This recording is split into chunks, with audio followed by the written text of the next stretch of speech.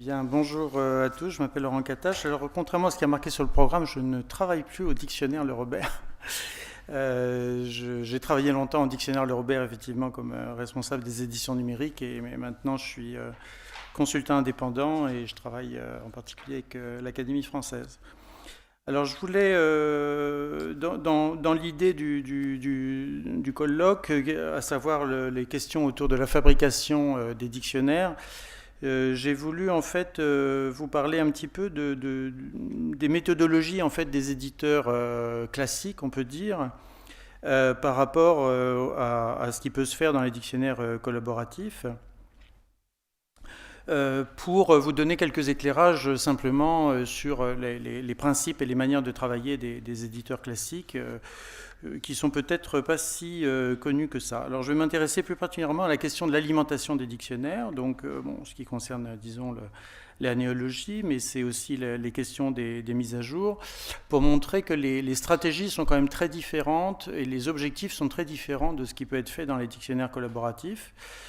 Puisque un des grands intérêts des dictionnaires collaboratifs est plutôt, disons, d'apporter des nouveautés plutôt que de décrire des choses qui existent déjà. C'est plutôt d'apporter des choses nouvelles, en fait, hein, que ce soit sur des mots nouveaux ou des mots locaux, etc. Alors, on n'a pas beaucoup de temps, donc... Bon, d'abord, très rapidement, quand on parle de fabrication de dictionnaires, évidemment, il y a des problématiques très différentes. Si on parle de la création de dictionnaires, puisque la création de dictionnaires, d'abord, il s'en fait plus beaucoup. Enfin, il n'y a plus beaucoup aujourd'hui de création de grands dictionnaires, mais donc c'est un objectif éditorial bien particulier. Il faut établir une nomenclature, définir la microstructure, etc. Donc ça, c'est un type de chantier bien particulier qui répond à des besoins également très, très précis, notamment l'établissement d'une nomenclature, qui n'est pas une chose si facile que ça.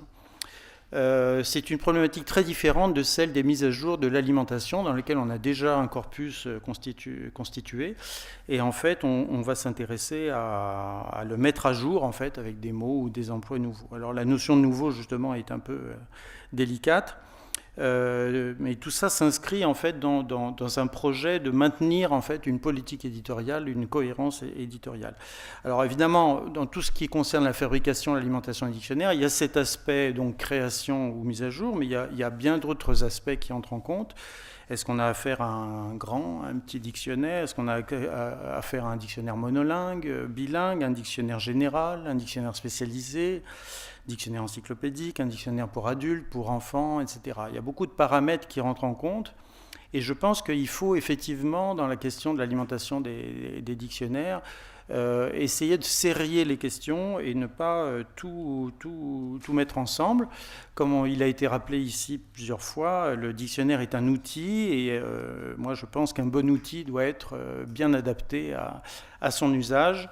En tout cas, c'est justement une des oppositions peut-être qu'il peut y avoir entre l'approche traditionnelle et les approches plus modernes.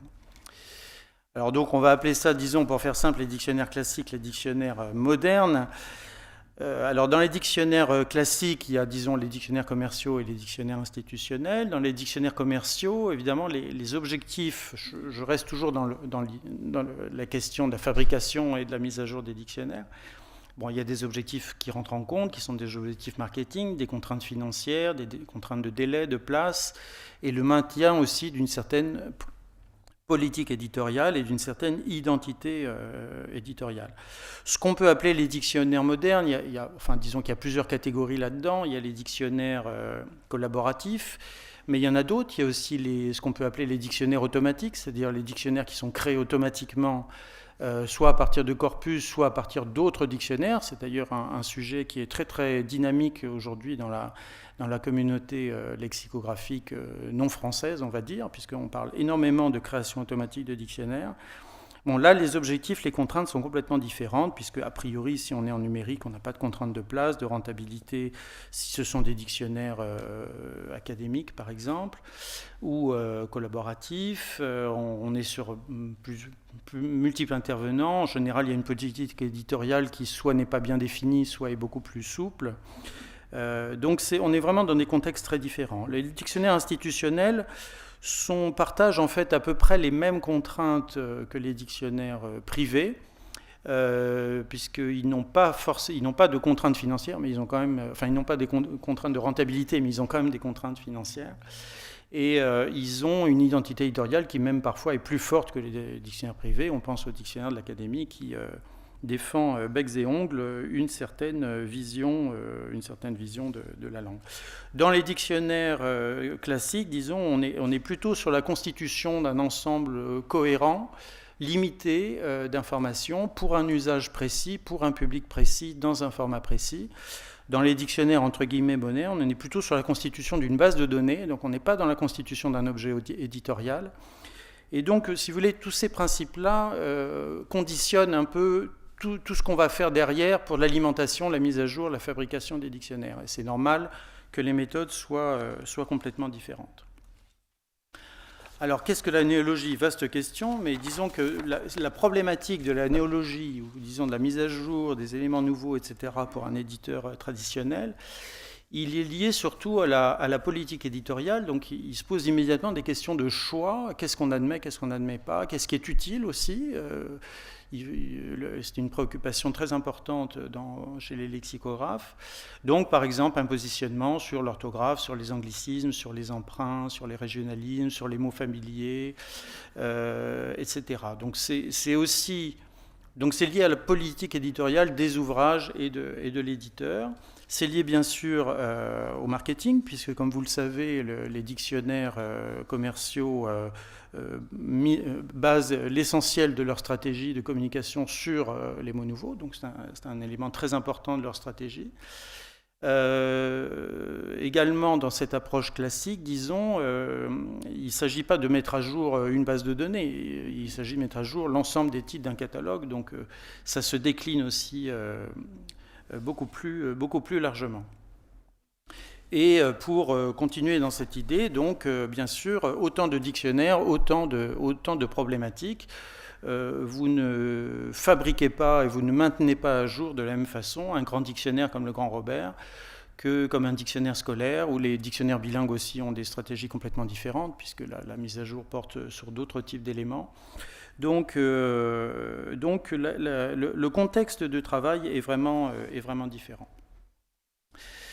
Bon, je passe là-dessus pour aller plus vite. Alors, j'ai pioché quelques exemples dans les dictionnaires collaboratifs pour montrer un petit peu comment est-ce qu'il pourrait, quelle peut être l'articulation, disons, entre ce nouveau type de contenu et les dictionnaires plus classiques.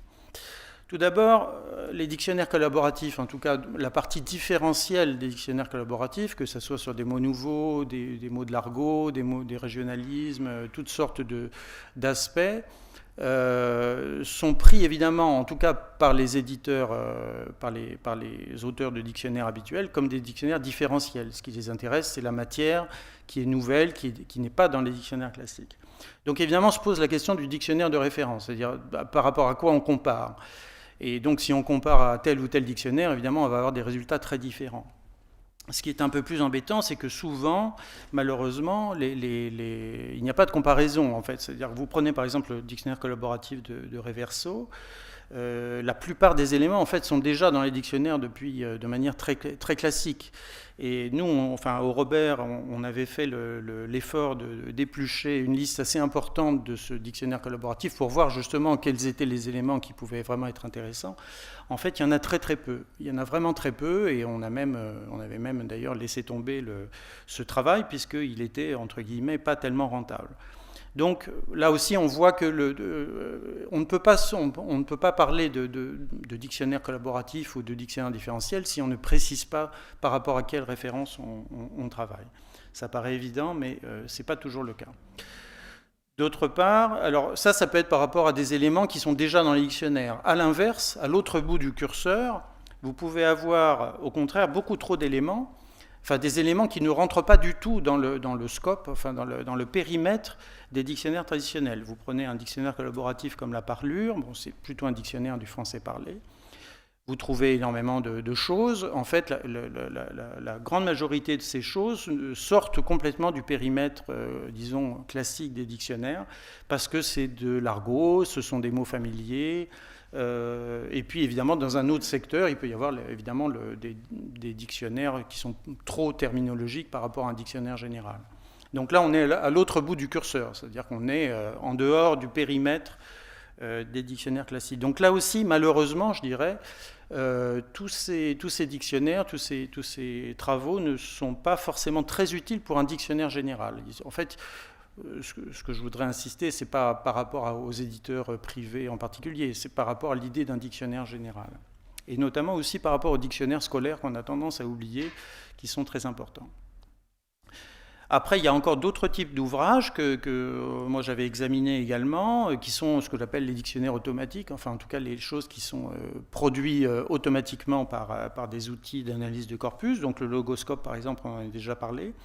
Si on prend par exemple des mots assez fréquents dans le logoscope, moi j'ai fait l'exercice de regarder, il y en a en fait très peu qui sont vraiment intéressants pour un dictionnaire général. Bon, il y en a deux là par exemple, Fab Lab et Retweeté, qui sont rentrés effectivement dans le Petit Robert. Dans les autres, il n'y a vraiment pas grand-chose qu'on peut mettre dans un dictionnaire général, malheureusement. Il y a aussi des choses assez intéressantes. Vous prenez par exemple un mot comme suspecte clé, bon, qui ici est ressorti à cause du trait d'union, sinon je pense qu'il ne serait pas ressorti. Là aussi, on remarque simplement qu'il y a une différence de traitement entre ce type de dictionnaire et les dictionnaires classiques, puisque les dictionnaires classiques ne vont pas traiter tous les mots formés en quelque chose clé, ils vont simplement donner une information sur la façon dont fonctionne la position. Ils vont donner une règle, en fait, plutôt que donner des mots. Donc c'est traité différemment. Donc là aussi, malheureusement, en tout cas c'est l'expérience qu'on avait eue au Robert, on n'a pas pu vraiment exploiter pleinement ces outils, et d'ailleurs on le regrette. Alors il y a le cas donc du Wiktionnaire qui en fait est plus réduit plutôt en termes de néologie vraiment, mais qui est finalement plus intéressant, en tout cas d'après ce que j'ai pu voir. Il y a, sauf erreur de ma part, il y a une catégorie qui s'appelle néologisme recommandé en français, qui comprend à peu près 3000 éléments, mais qui, d'après ce que j'ai vu, sont à 99% en fait issus de France Terme. Donc ils sont déjà dans France Terme, donc c'est de la terminologie, donc on peut les examiner. Enfin, ça ne veut pas dire qu'ils n'ont pas de valeur, mais ça veut dire que il y a déjà la base France Terme qui est exploitable. Et il y a une autre catégorie qui s'appelle néologisme en français, qui est plus générale, qui contient 930, je crois, items. Une partie, enfin une certaine partie vient du Littré ou du dictionnaire de l'Académie, donc c'est plutôt des mots un peu anciens. Donc il y a des choses intéressantes là-dedans, mais sans qu'on sache forcément quelle est la méthodologie, comment ça a été obtenu, comment c'est enrichi, etc. Bon, là aussi, j'ai regardé un petit peu ces listes-là.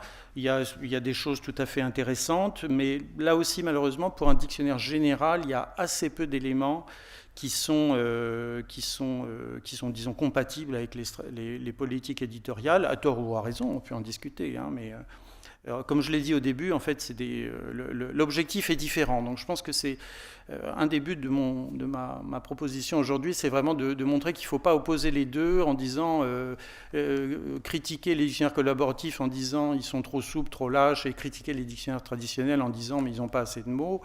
Les objectifs sont vraiment différents. Donc moi, ce que j'ai essayé de voir, c'est quelles étaient les passerelles qu'on pouvait faire entre les deux. Ça me paraît plus intéressant. Bon, là je passe un peu vite, mais l'idée c'était simplement de revenir sur la notion de néologie parce qu'on a tendance à se focaliser sur les mots nouveaux. En fait, la question de l'entretien des dictionnaires, de la mise à jour des dictionnaires est beaucoup plus large que celle des mots nouveaux. La question des mots nouveaux, c'est vraiment le petit sommet de l'iceberg qu'on met dans les communiqués de presse, mais en fait, la question d'entretenir un dictionnaire est beaucoup plus complexe que simplement ajouter des mots nouveaux. C'est pour ça que d'ailleurs que les oppositions quantitatives sont à mon avis stériles, puisque en fait l'entretien d'un dictionnaire, la mise à jour d'un dictionnaire porte sur plein d'autres éléments, l'orthographe, la prononciation, la féminisation bien évidemment, et puis les définitions, les locutions, les termes, les marques, les connotations, la reformulation des définitions, l'actualisation. Si vous prenez des domaines comme l'astronomie, par exemple, vous avez des mots comme le mot planète, par exemple, qui n'ont pas du tout la même signification qu'il y a 15 ans. Donc, quand vous devez mettre à jour un corpus dictionnérique sur autant d'éléments, c'est beaucoup plus compliqué que de rajouter des mots nouveaux. Donc ça, c'est un travail de fond qui est... là aussi, je pense que ça n'est pas juste, disons, de comparer les dictionnaires classiques avec les outils plus modernes, simplement sur le fait qu'ils ont plus de mots. Le travail que font les lexicographes est beaucoup plus complexe que ça, beaucoup plus difficile. Sans parler de l'étymologie, qui est vraiment une science, bon, quand même, c'est pas une science exacte, mais c'est une science difficile qui peut demander beaucoup de temps. Pour information, Robert, pour faire l'étymologie d'un mot nouveau, ça peut prendre entre 2 heures et une journée. Donc c'est pour vous dire que ça demande quand même beaucoup de travail, et bon, c'est un travail humain. Bien sûr, ce que j'ai mis en bas ici, dans la néologie, on inclut, dans les dictionnaires classiques, sont inclus également les choses, en fait, tout simplement, qui ne sont pas dans le dictionnaire, mais ça peut être aussi des mots très anciens. C'est le cas d'ailleurs aussi dans Wikipédia, puisque Wikipédia, enfin le dictionnaire, a rajouté aussi des mots qui venaient du littré.